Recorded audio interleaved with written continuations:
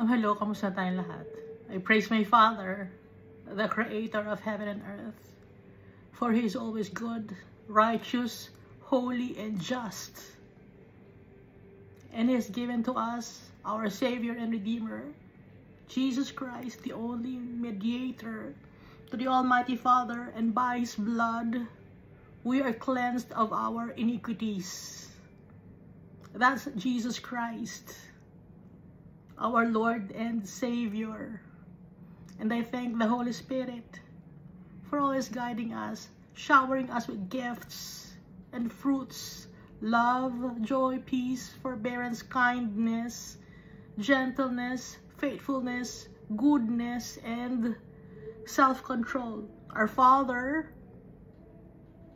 is also giving us strength every day. Jesus Christ is our bread of life. Every day we must pray to Jesus Christ. We must pray to our Father and read the Bible to get to know more about our inheritance, our birthright as children of the Almighty Father. So last time we read 2 Samuel chapter 16. So it's about Mephibosheth, the servant of Mephibosheth, no? Nagkaroon ng pagnanasa yung servant ni Mephibosheth sa kanyang mga kayamanan, sa kayamanan ni Mephibosheth. So nagkagulo na lahat ng mga tao just because of the sin of David. Nagkagulo ang buong Israel. This was the repercussions or the consequences of David's sin when he killed Uriah, the husband of Bathsheba. So lahat ng mga ginagawa natin, good or bad, there will be repercussions. So si Absalom, naging dark ang kanyang heart. Hindi na niya napigilan ang pagiging, yung hatred niya against his father. Ilang years ang nagdaan, kaya mo ba yun na nasa heart mo, you are bearing grudges against your father? Nakaya ni Absalom. Why? Because his heart has been darkened by the evil entity. Pumasok sa isip niya, hinarbor niya yung galit niya, dumagdag yung hatred, naging plot to kill his brother. Tapos sinungaling na siya at duwag siya. No? Bakit siya magiging duwag? Tumakas siya after niyang patayin si Amnon. Murder. And he disrespected David, his father. Ano pang meron siya? Pride. Ano pang meron siya? He betrayed his father. Ano pang meron siya? Lust for power. Ano pa ang meron siya? Ninakawan niya ang kingdom. Ano pa? Slander. Siniraan niya yung tatay niya. Siniraan niya ang kung sino man ang leader of the land para lang makuha niya yung sympathy ng mga tao. Ano pang meron sa kanya? Sedition. Gusto niyang magkagulo. And encouraging others to commit sins. Yung kanyang mga tauhan, pinipilit niya, no? Ini-encourage niya. Sige, patayin mo yan. Sige, ganyan ang gawin mo. Sige, magsinungaling ka. And he propagated discord. So, the sins of Absalom kept adding up. Padami ng padami, gaya natin. Kung hindi tayo titigil sa ating mga kasalanan, ang mga kasalanan padami ng padami. Hindi alam ni Absalom. Hindi siya aware. Dahil nga nabulaga na siya, ano ang nasa isip niya ngayon? Na makukuha niya ng kingdom, ng ganun-ganun na lang. Hindi niya alam na si Almighty Father lahat ang may hawak ng mundo. Si Almighty Father lahat ang may hawak kung kanino niya ibibigay ang kingdom. At hindi niya pinili si Absalom to reign. Bakit? He betrayed his Father, disobedient siya kahit ba nagkasala si David sa kanya. Bakit hindi niya napatawad? So meron din siyang responsibility and he must be accountable of his own actions. No? So yung mga tao na nagkakasala sa atin, kailangan patawarin natin. Para hindi dumami yung kasalanan natin. Kasi pag hindi natin pinapatawad yung mga tao na nagkakasala sa atin, padami ng padami ang magiging kasalanan natin, naiipon yung maliit na itim sa puso natin, lumalaki yun kasi naiipon yun. Kaya nga diba itong si Mary Magdalene, ilang devil ang pinaalis sa kanya ni Jesus Christ? 7 entity. Kasi nga bawat isang kasalanan yun ay nagre-represent ng isang evil spirit. So, yung evil spirit kay Absalom, dumami ng dumami.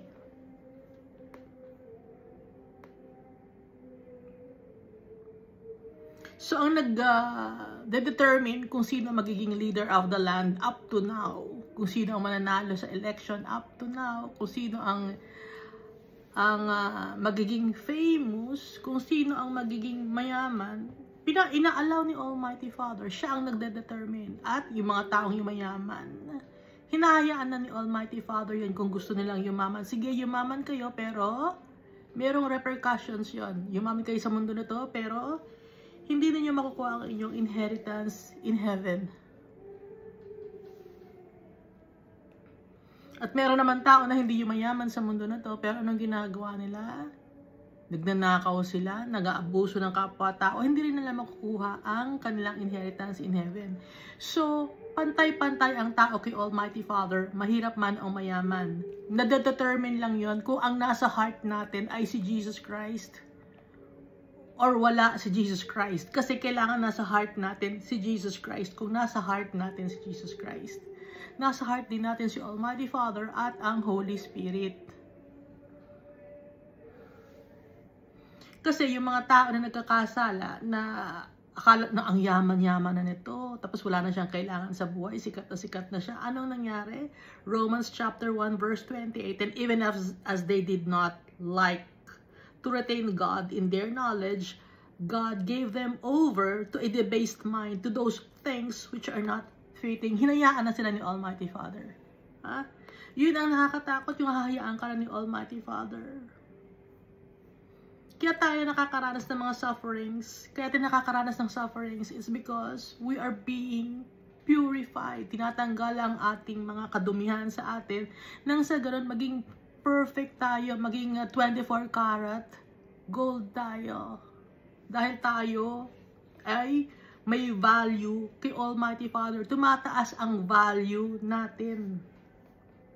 Nagiging kagaya tayo ni Jesus Christ.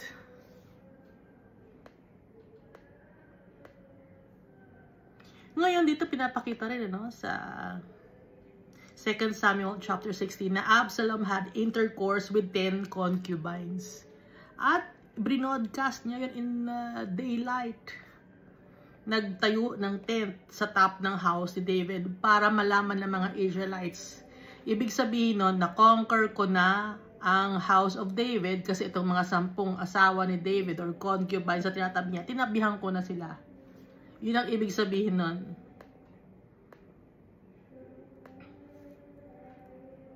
So, ito yung nakalagay sa 2 Samuel na parusa ni Almighty Father kay David. 2 Samuel chapter 12 verses 9 to 12 na you have killed Uriah the Hittite with a sword, and you have taken his wife to be your wife, and have killed him with the sword of the people of Amnon. Now therefore, the sword shall never depart from your house.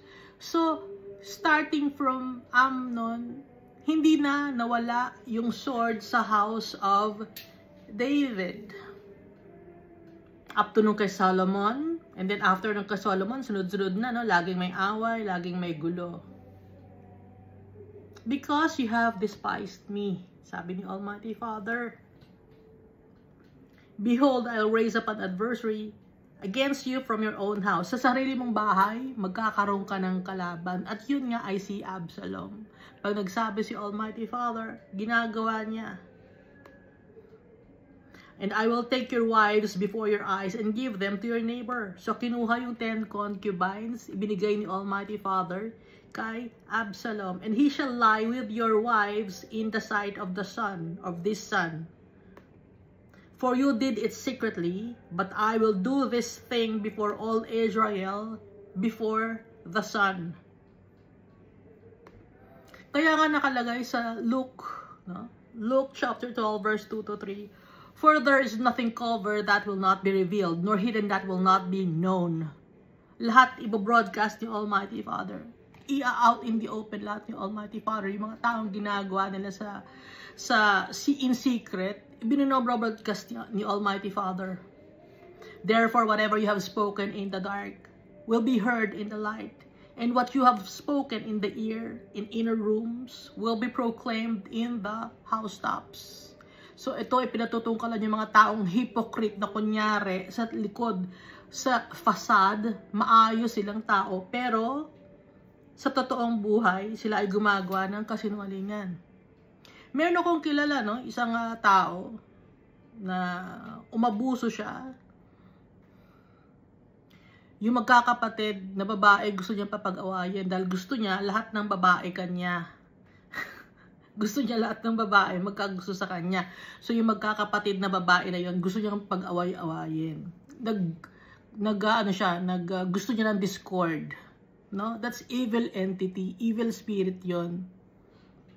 Maliban pa sa pinatulan niya yung kaedad ng anak niya, pati pa yung mga kapatid ng kaedad ng anak niya, gusto niya rin, kanya rin, na napatulan siya, na pag-away-awayin, na pag-competition. So, ganon ang evil spirit.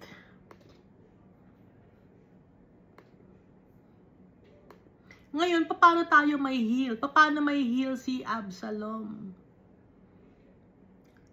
If we are willing to give it all to our Father. Para tayo ma-heal. Pero ang ginawa ni Absalom, he was prideful. No? Hindi natin dapat gayahin si Absalom. Ano ang gagawin natin to be healed of our sickness? Kasi kasalanan, yung sickness, kasalanan yon. Yung kasalanan, sickness yon. No? Kaya nga, di ba, simula nung nagkasala si Adan at Eva, namamatay na ang tao is because of sins. Dahil sa kasalanan. Dahil ang kasalanan natin, bunga ng disobedient. At yun ay kaya tayo nagkakasakit. Uncleanness ang ginawa natin. Unrighteousness. Kaya nai-stress tayo, napapagod tayo. Kaya ngayon, yung katawan natin, nagre-react. So, namamatay na tayo. Ang totoong plano ni Almighty Father, nung una pa lang, ay hindi tayo mamamatay. But since we became disobedient, lahat tayo disobedient. No? Kahit hindi pa nagkasala si Adan at si Eva, noon kunyari nagkaanak sila. Tapos yung mga anak nila, magkakasala din yun. No? Kahit hindi pa sila nagkaanak. I mean, kahit nagkaanak sila, tapos hindi nagkasala si Adan at si Eva. May tendency na tayo din magkasala kahit walang kasalanan si Adan at si Eva. Pero ang nangyari, kay Eva at Adan pa lang, nagkasala na. No? Kaya dapat tayo ma-heal sa ating mga sakit. Dito tayo sa 2 Samuel chapter 17. Moreover, Ahithophel said to Absalom, "Now let me choose 12,000 men, and I will arise and pursue David tonight." So, advisor niya si Ahithophel. Ang sabi ni Ahithophel kay Absalom, bigyan mo ako ng 12,000 men. Hahabulin ko si David. Ibig sabihin, hindi kasali si Absalom. Si Ahithophel lang at saka 12,000 men. Yun ang advice ni Ahithophel. Aside from sleeping with the 10 concubines of David, no? Tapos na yon. So, ito na ngayon ang kanyang second advice. Hahabulin niya si David with 12,000 men.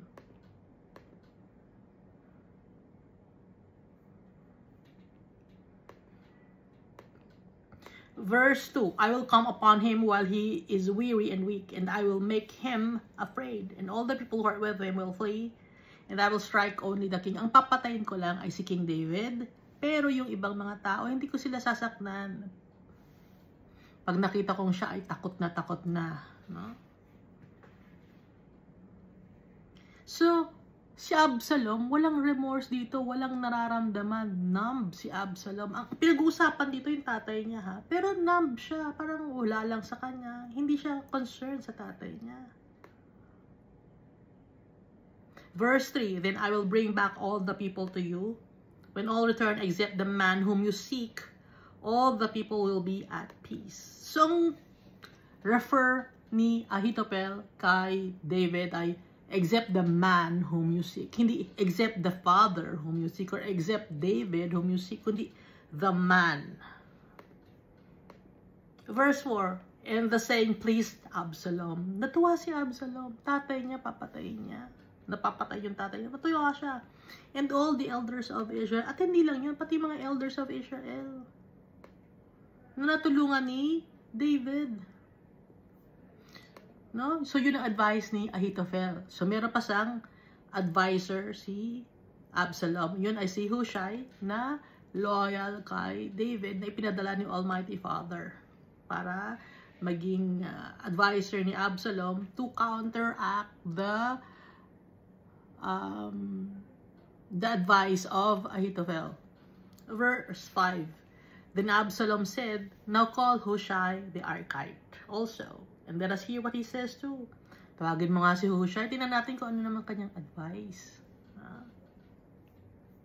So, mayroong dalawa advisor, si Absalom. And when Hushai came to Absalom, Absalom spoke to him, saying, Ahithophel has spoken in this manner. Shall we do as he says? If not, speak up. Meron kasing proposal si Ahithophel. Na 12,000 men siya ang susugod kay David. Ngayon ikaw, ano ang advice mo sa akin? Anong may i-contribute mo? Tingnan natin sa verse 7. So Hushai said to Absalom, the advice that Ahithophel has given is not good at this time. Yung advice ni Ahithophel, delikado yun.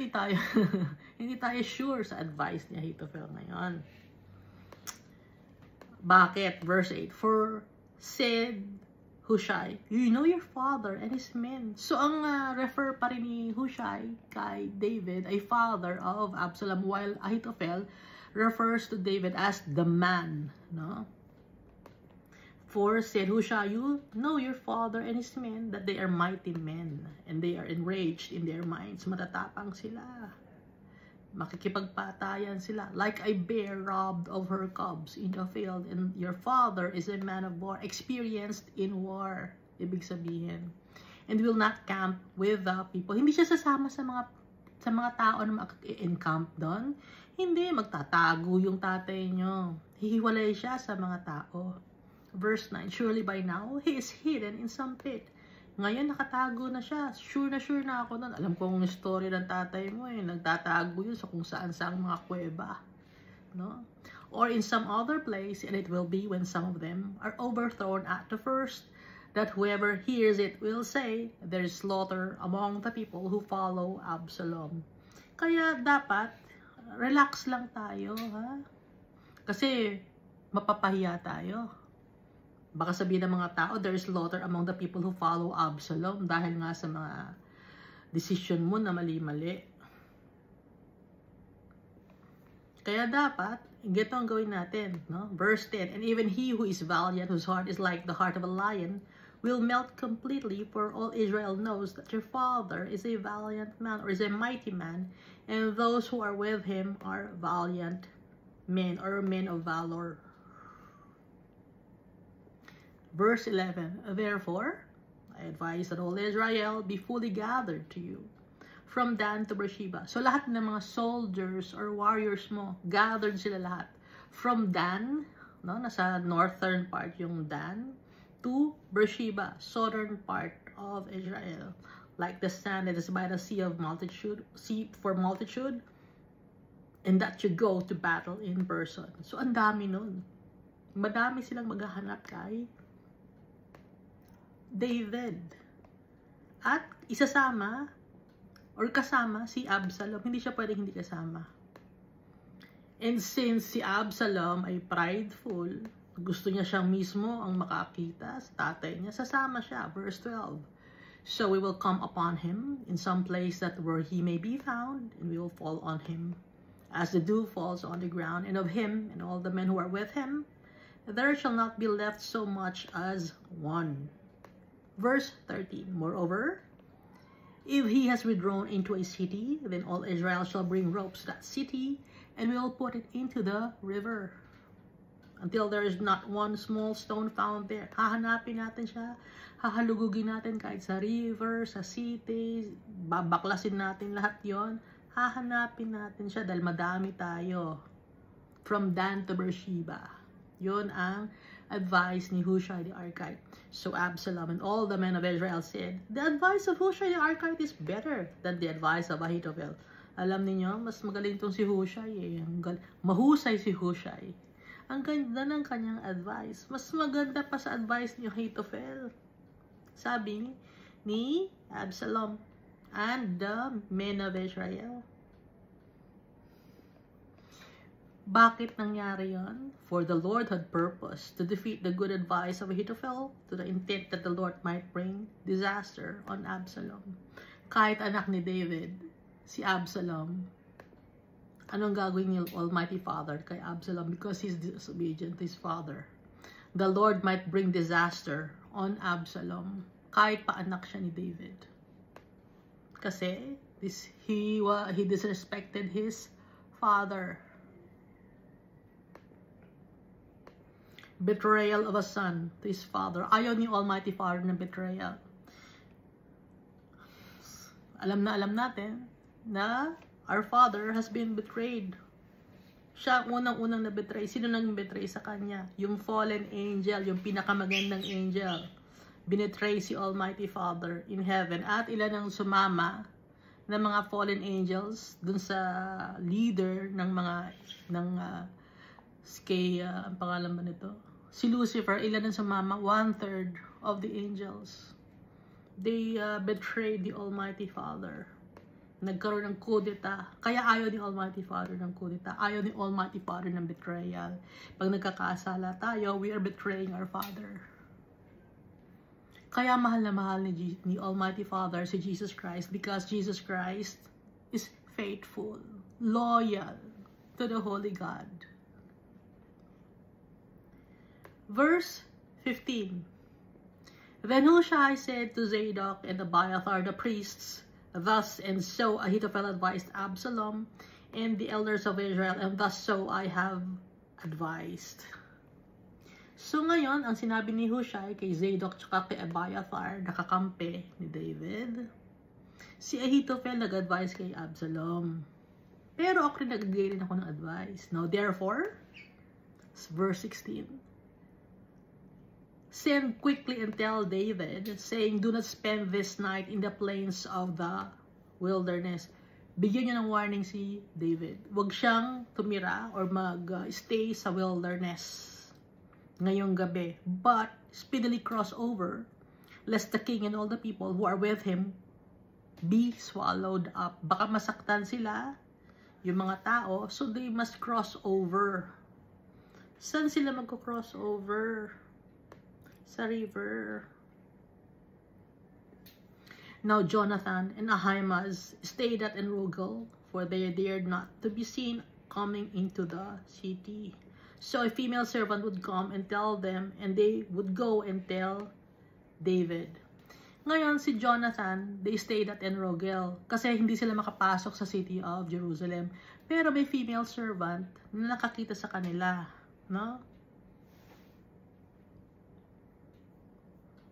Verse 18, nevertheless, a lad saw them and told Absalom. Pero, kahit na anong tago ang ginawa ni Jonathan at Ahimaaz, nakita sila ng isang bata at nagsumbong kay Absalom. But both of them went away quickly. Nagtago agad and came to a man's house in Bahurim who had a well in his court. So, nagpunta sila sa bahay ng isang lalaki sa Bahurim. Merong well doon, may balon. And they went down into the balon. Sa balon, di ba? Yung balon malalim yon. Bumaba sila sa balon. Then, the woman took and spread a covering over the well's mouth. Ngayon yung well or yung balon, nilagyan ng cover. No?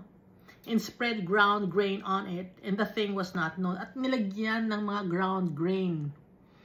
Hindi natin alam kung ng grain, kung barley, or corn, or wheat. No, para, kunyari, pinapadry niya yung grain. So, nakaspread yung cloth sa balon or well. Kaya, doon nagtago si Jonathan at Ahimaaz dahil nga nagsumbong yung bata. Nakita sila. Now, when Absalom's servants came to the woman at the house, they said, "Where are Ahimaaz and Jonathan?" Asan na si Ahimaaz at saka si Jonathan? So the woman said to them, "They have gone over the water brook." And when they had searched and could not find them, they returned to Jerusalem. Nagpunta sila sa water brook. Tapos hinanap pa rin sila. Hindi sila makita. No? Nadaanan lang nila yung well na may takip, na may ground grains. Hindi nila alam na nandun sa ilalim si Ahimaaz and Jonathan. Verse 21. Now it came to pass, after they had departed, that they came up out of the well and went and told King David. So, nagpunta sila kay King David. Isasabi nila kung ano ang mangyayari, no? From Jerusalem to Enrogel, tapos nagtago sila, tapos nagpunta sila kay David, and said to David, "Arise and cross over the water quickly, for thus has Ahithophel advised against you." Dahil si Ahithophel may advice, no? Verse 22. So David and all the people who were with him arose and crossed over the Jordan.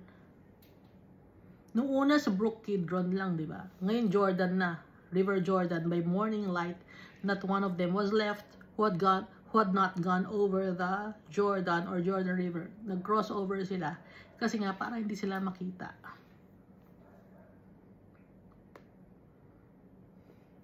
Ngayon, itong si Ahithophel, dahil siya isang matalinong tao, prideful siya.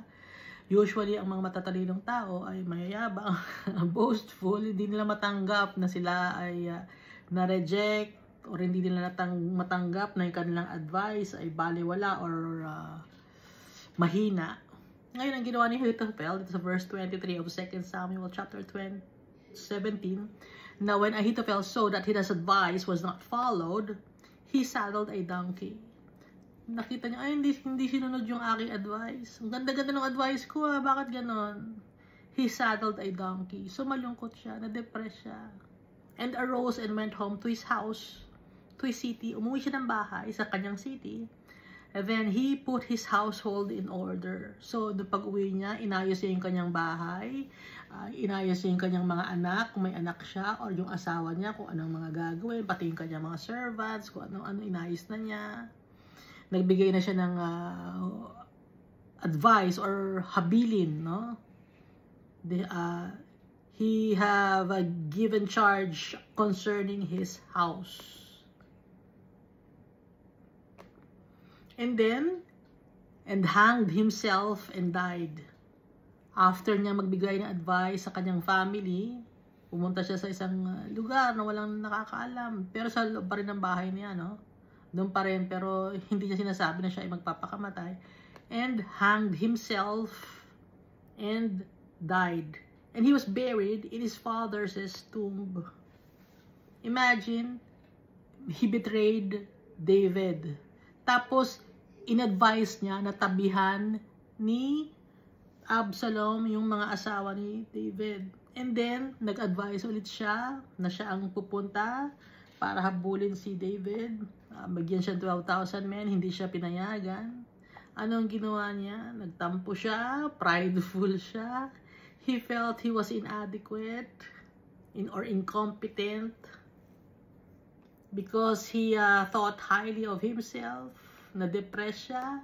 So, he hanged himself and he died. And also, parusa sa kanya ni Almighty Father. Because of his betrayal. Ayaw ni Almighty Father ng betrayal. Kahit sa mga magkakaibigan, may nagbe-betray. Ayaw ni Almighty Father. No? Dahil pag binetray mo ang isang tao, nagtiwala sa'yo ang tao. Tapos binetray mo. Ayaw ni Almighty Father ng gano'n. Dahil alam ni Almighty Father, yung feeling na nagtiwala at binetray, alam ni Almighty Father yon. Kaya pag may mga taong nagbe-betray sa isang tao, galit si Almighty Father. And even sa mga government, pag ang mga tao nag-raise sila ng betrayal against the government or coup d'etat, galit si Almighty Father. Pero bakit nangyayari yun? Ina-allow ni Almighty Father para matuto ang mga tao na makita nila na kahit na sino ang leader, sira pa rin ang buhay ng tao. Kahit sino ang maging leader, kahit sino pa ang mapalit sa upuan, ganun pa rin ang society. May nabago ba? Ilang beses nagkaroon ng coup d'etat sa ibang-ibang mga lugar. May nabago ba sa society? Wala. Bakit? Dahil lahat ng tao wicked, disobedient.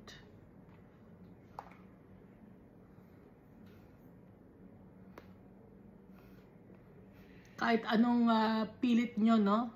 Hindi, nagpunta kami sa EDSA. Wala. Wala rin nangyari, di ba? Disobedient ang mga tao. Ano nangyari? Ganun pa rin. Paulit-ulit lang na nangyayari dahil ang tao ay makasalanan, selfish, greedy.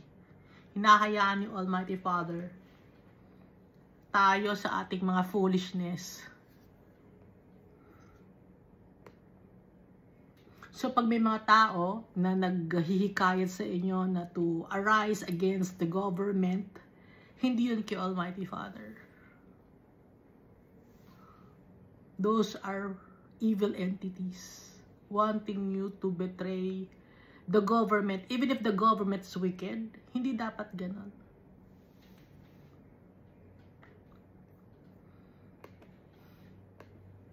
Verse 24, and even sa household. No? Saan ba nag-uumpisa ang society? Ano ba ang basic unit ng isang country? Yung basic unit, yung pinaka-basic, it's the household. Pag sa bahay, may betrayal na nagaganap. Ayaw ni Almighty Father. Kung sa bahay lang may betrayal na nagaganap, how much more sa society? How much more sa buong mundo? How much more mga kaibigan mo? Nagsisiraan, di ba doon nag-umpisa yung mga chismis? Binebetray mo yung kaibigan mo pag chismis mo. Sisiraan mo.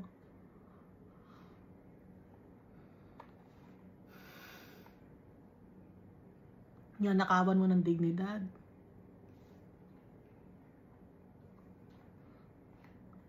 Inaabuso mo. Tinanggap ka, pero abusado ka. You're betraying the family that accepted you. Ayaw ni Almighty Father nun. He will give justice to the people who have been betrayed. Nagbibigay si Almighty Father ng justice. Sometimes hindi alam ng tao yung kanilang mga na-experience, that's justice.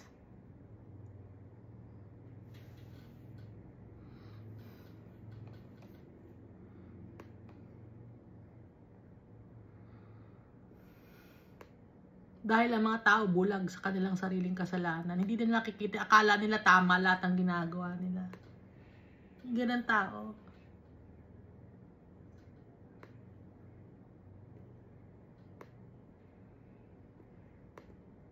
Akala nila wala silang ginagawang masama. Pero the moment na nag-speak ka ng masama against your brethren, that's betrayal already. Betraying the Almighty Father. And betraying your brethren.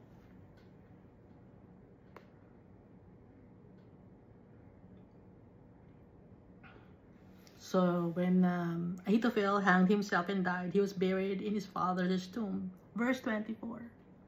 Then David went to Mahanaim, and Absalom crossed over the Jordan, he and all the men of Israel with him. Nung nandun na sa Mahanaim, si David, si Absalom naman, he crossed over the Jordan, siya at ang kanyang mga tauhan. Verse 25, and Absalom made Amasa captain of the army instead of Joab.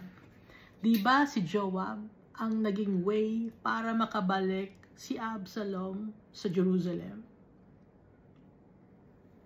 But Absalom made Amasa captain of the army. So, ito namang si Joab, he felt betrayed naman.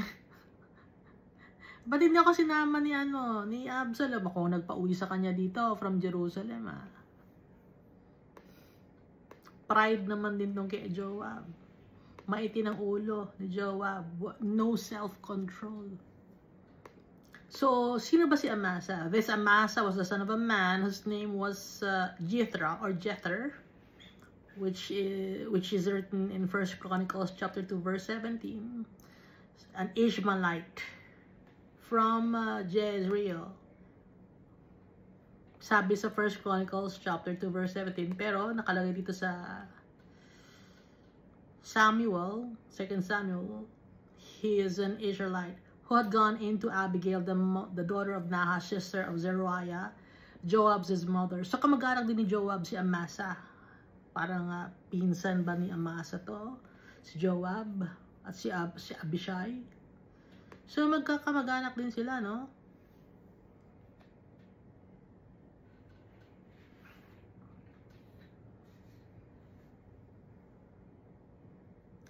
Verse 26, so Israel and Absalom encamped in the land of Gilead. So nasa Gilead na sa ang Israel or ang yung mga warriors of Israel at saka si Absalom. Verse 27, now it happened when David had come to Mahanaim that Shobi the son of Nahash from Reba of the people of Ammon, Machir the son of Amiel from Lodebar, and Barzillai the Gileadite from Rogelim. Natatandaan niyo ba tong name na to? Sila Shobi, si Machir, si Barzillai. Nabanggit sila sa book of Ezra and Nehemiah na nagkaroon ng census. So may mga may mga anak sila or apo sila na galing sa kanilang lineage, no? Nabasa natin, natatandaan natin yan, di ba? Iska. Verse 28. So sila ngayon, anong ginawa nila? Si Shobi, si Machir, at saka si Barzillai, anong ginawa na? They brought beds and basins, earthen vessels and wheat, barley, and flour, parched grain and beans, lentils and parched seeds, honey and curds, sheep and cheese of the herd, for David and the people who were with him to eat. So pagkain ang dala-dala nila to support David and the people. For David and the people who were with him to eat, for they said, the people are hungry and weary and thirsty in the wilderness. Kaya sila ngayon na nag-provide ng food for the people to eat, including David. So dito tayo sa 2 Samuel chapter 18. And David numbered the people, or attended to the people. Chinek niya yung mga tao who were with him and set captains of thousands and captains of hundreds over them. So, chinek niya. Tapos, gumawa na siya ng plano, itong si David. Then, David sent out 1/3 of the people under the hand of Joab. So, since si Joab ay hindi kinuha ni Absalom as commander, so si Joab na-stay siya kay David. No? Wala siya mapuntahin eh. No choice. Kaya kay David siya.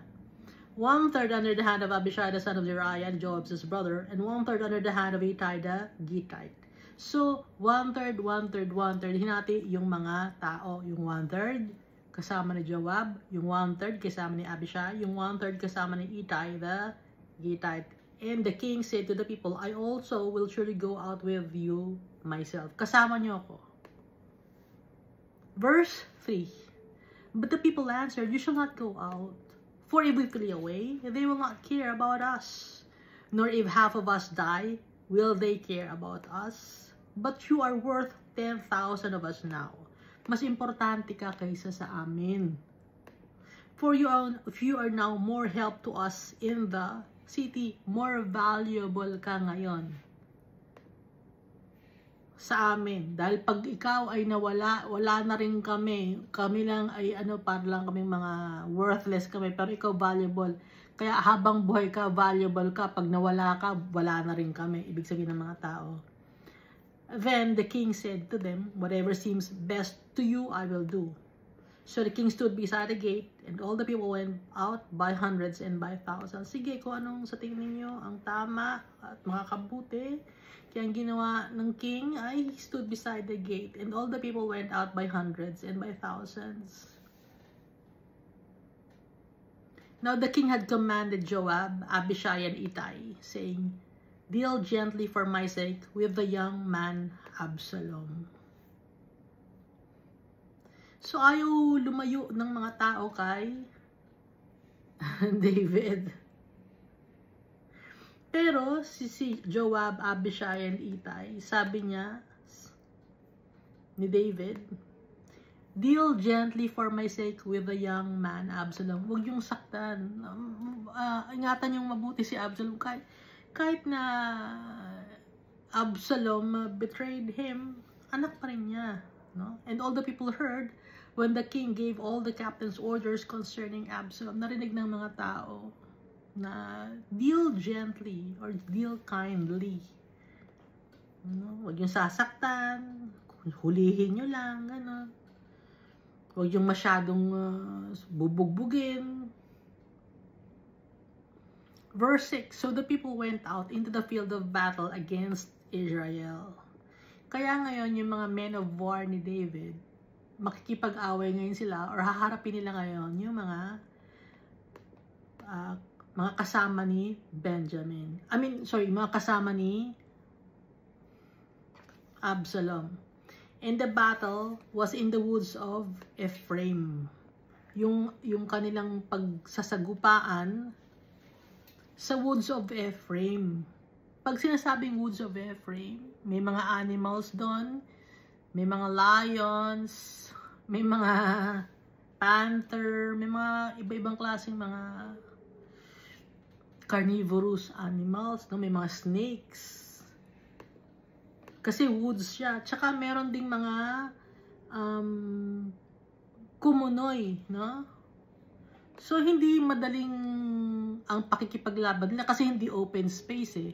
Dahil merong mga hindrances, pwede sila magtago sa mga puno. At saka meron din mga poisonous animals sa woods. Verse 7, the people of Israel were overthrown there before the servants of David, and a great slaughter of 20,000 took place that day. So, 20,000 patay agad sa woods of Ephraim. Verse 8, for the battle there was scattered over the face of the whole countryside. Kalat kasi malaki yung woods ng Ephraim, kalat yung away. And the woods devoured more people that day. At yung woods devoured more people that day than the sword devoured. Ibig sabihin, hindi lang sa sword namatay ang mga tao, kundi may mga animals. Lion, cheetah, tiger. No? Ano ba bang mga animals? Animals in the woods. Hyena.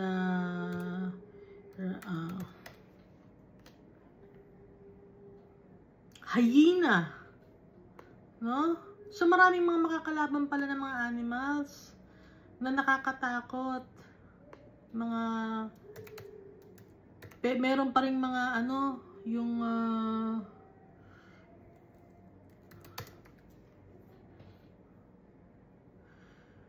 lions, cheetah, wolves, jackals, foxes.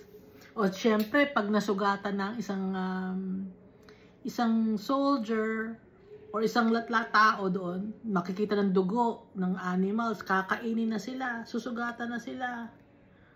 Oh, maraming mga predators, na wild cats, vulture kasama na, mga ano to, carnivorous.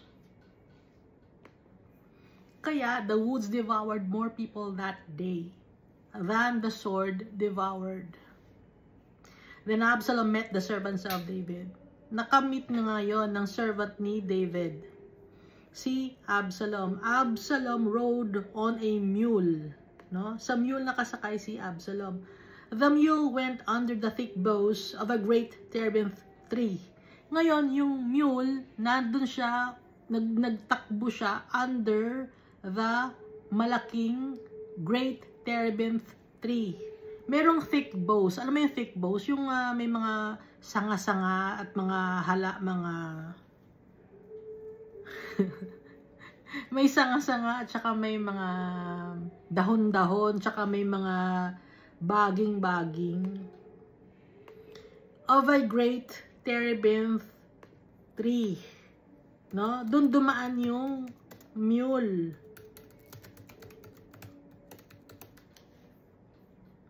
Nung pagdaan ng mule doon sa great terebinth tree, his head caught in the terebinth. Yung ulo ni Absalom, gwapo si Absalom, no? Sumabit yung ulo niya. Kasi nga, yung mule, nagtatakbo. Ngayon, may nakalagay na bagging sa terebinth tree, or sanga, or branch ng terebinth tree. Sumabit ngayon yung leg niya, yung ulo niya, nakahang siya ngayon. So he was left hanging between heaven and earth. So nakaangat ngayon si Absalom, and the mule which was under him went on. Tapos yung mule na nasa ilalim niya, tumakbo. Takot yung mule eh. So ang nangyari ngayon kay Absalom, yung ulo niya nakahang lang sa terebinth tree. No? Yung terebinth tree, ito ay yung turpentine tree. So, madahon to. Maraming mga sanga-sanga at maraming dahon. Maritibay ang mga dahon niya, tsaka yung sanga. Kaya kaya siyang buhatin kahit na matangkad siya, gwapo siya. Imagine ang gwapo-gwapo ni Absalom.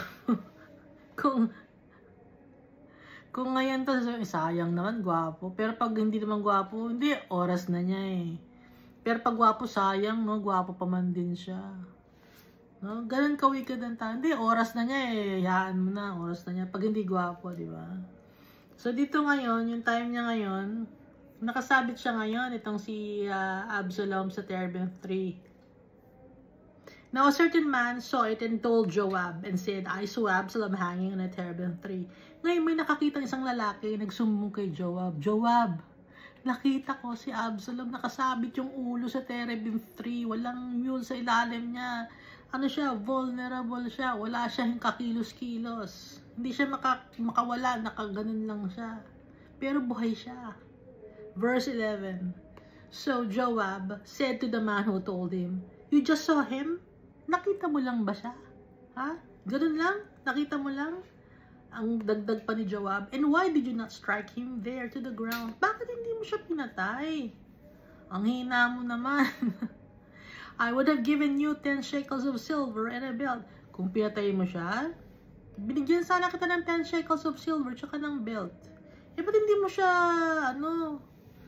hindi mo siya sinaktan? Why did you not strike him there to the ground?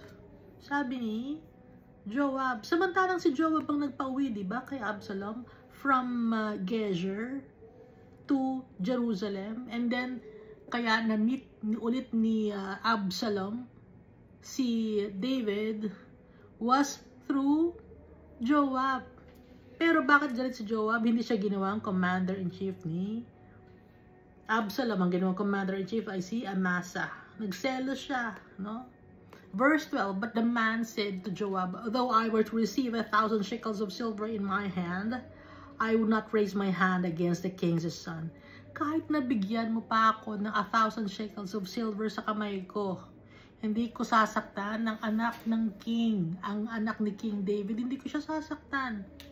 For in our hearing, the king commanded you and Abishai and Ittai, saying, beware lest anyone touch the young man Absalom. Kasi dinig na dinig ko eh. Sabi ni King David, ikaw, si Abishai at si Ittai, wag na wag yung sasaktan. No? Beware lest anyone touch the young man Absalom. Kaya kahit nabigyan mo ako ng 1,000 shekels of silver sa kamay ko, now na, hindi ko tatanggapin, hindi ko sasaktan yung anak ni King David na si Absalom. Verse 13, otherwise, I would have dealt falsely against my own life, for there is nothing hidden from the king. At saka kung gagawin ko yun, parang pinatay ko na rin ang sarili ko. Sabi ni nung lalaki, nung man, kasi walang name siya eh. No? Parang pinatay ko na rin ang sarili ko. Kasi, for there is nothing hidden from the king. Walang makakapagtago sa king. Alam niya lahat. No? So aware sila na alam lahat ni David ang mga nangyayari. And you yourself would have set yourself against me. At ikaw mismo ang alam ko ang papatay sa akin pag nangyari yun. No? Kaya hindi ko gagawin yung sinasabi mo. Wala siyang tiwala kay Joab. Huh? Verse 14. Then Joab said, I cannot linger with you. Hindi kita maintindihan. No? Hindi kita papatulan.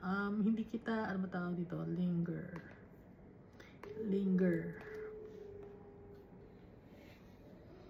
Hindi ako mag-stay na kausap ka, pangit ka ka-banding, gano'n. Ayokong kausap ka, gulo-gulo mong kausap. Yun ang ibig sabihin ni Absalom. Pangit ka ka-banding, lola, wala kang kwentang kakwentuhan. And he took 3 spears in his hand. Ang ginawa ngayon ni Absalom, kumuha siya ng 3 spears. No? Alam naman ng spears, merong blunt part at merong sharp part, mahaba ang spears.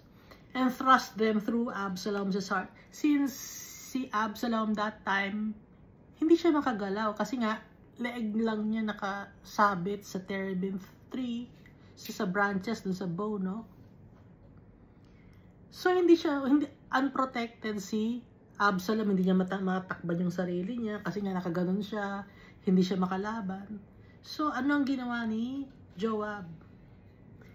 He thrust them through Absalom, sa heart ni Absalom, isinaksak 3 spears, overkill, while he was still in the midst of the terebinth tree. Ganun lang ang nangyari kay Absalom. Samantalang sa earlier part nung dinidescribe si Absalom, he was handsome from head to toe. It's like he was a perfect guy. But his heart was dark. Kahit gwapo siya, pero yung heart niya dark. Baliwala pa rin. Kaya ang importante sa atin, yung puso natin maayos kay Almighty Father. Walang kwenta kay Almighty Father yung physical appearance natin. Dahil physical lang yan, tumatanda tayo, nasisira, nabubulok, na kukulubot, no? Pumapangit tayo. Naglagay ako ng lipstick para gumanda ng konti, pero pumapangit na rin ako. Pangit na ako, papunta na ako sa papangit pa rin, ano? Kaya ang importante sa atin, yung heart natin, hindi yung physical appearance natin. Dahil nakatingin si Almighty Father sa heart natin. Na si Absalom, kahit na gaano siya kagwapo si Absalom, huwag natin patayin. Hindi pwede. Wicked siya. Disobedient sa kanyang tatay. Disrespectful. He dishonored his father. Verse 15, and then 10 young men who bore Joab's armor surrounded Absalom and struck and killed him. Overkill. 3 spears na ang sinaksak sa heart ni Absalom. And then, 10 young men pa na merong armor of Joab, may tatak na Joab. Joab's is armor, or Joab's is young men, no? May, may sariling logo si Joab, na mga tauhan sila ni Joab. They surrounded Absalom and struck and killed him. Hindi pa kontento sa 3 spear. Talagang tinadtad ng sugat, talagang papatayin. Pero di ba ang bilin ni David, ingatan, wag masyadong saktan, di ba? Dahil anak pa rin siya ng king. Pero si Joab, he disregarded the order of King David. Wala na siyang respeto kay King David. Saan nawala yung respeto ni Joab kay King David? When David killed Uriah. Nawala ng respeto si Joab. Nung una, wala ng respeto si Joab, no? Dahil yung ugali ni Joab, mayabang si Joab, no? Pero mas lalo na nung malaman niya na si King David ay pinapatay si Uriah, mas lalong lumakas ang loob ni Joab. So Joab blew the trumpet, and the people returned from pursuing Israel, for Joab held back the people. So nung nakuha na nila si Absalom, napatay na nila, nag-blow ng trumpet si Joab, at ang mga tao ay bumalik na. Tumigil na sila sa paghahabol sa kanilang mga brethren na Israelites. For Joab held back the people. Pinatigil na ni Joab. Tapos na ang laban. Nakuha na si Absalom. Verse 17. And they took Absalom and cast him into a large pit into the woods, and laid a very large heap of stones over him. Then all Israel fled, everyone to his tent. So patay na si Absalom, no? Sayang, gwapo. Cast him in a large pit in the woods. Nagugay sila ng malalim na pit sa woods. Tapos nilagay nila doon yung katawan ni Absalom at tinakban nila ng malaking bato. Then all Israel fled, everyone to his tent. Takot na takot ang mga tao. Nagtago na sila sa kanilang mga tent. Hindi nila alam kung ano mangyayari dahil namatay na si Absalom. Hindi nila alam kung ano magiging reaction ni David. Verse 18. Now Absalom in his lifetime had taken and set up a pillar for himself. Itong si Absalom, gumawa siya ng pillar or monument para sa kanyang sarili, which is in the King's Valley. So meron talagang prideful itong si Absalom, for he said, I have no son to keep my name in remembrance.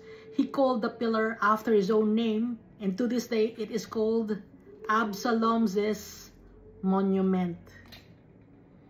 Alam naman natin na mayroong anak si Absalom na lalaki, pero dito sa monument ni Absalom, sinabi niya, I have no son to keep my name in remembrance. Wala akong anak na gustong i-remember ang name ko. Bakit sinabi ni Absalom yun? Kasi alam ni Absalom na may gagawin siyang kasamaan. At alam niya na ikakahiya siya ng kanyang mga anak. Kaya sinabi niya na, I have no son to keep my name in remembrance. Nakikita na niya na nakakahiya ang gagawin niya, na aawayin niya ang tatay niya to get the kingdom. At kung maging hindi siya maging successful, alam niya na ikakahiya siya ng kanyang mga anak. Kaya siya na mismo ang gumawa ng pillar or monumento para sa sarili niya. At yung pillar or monumento na para sa sarili niya, ipinangalan niya sa sarili rin niya, no?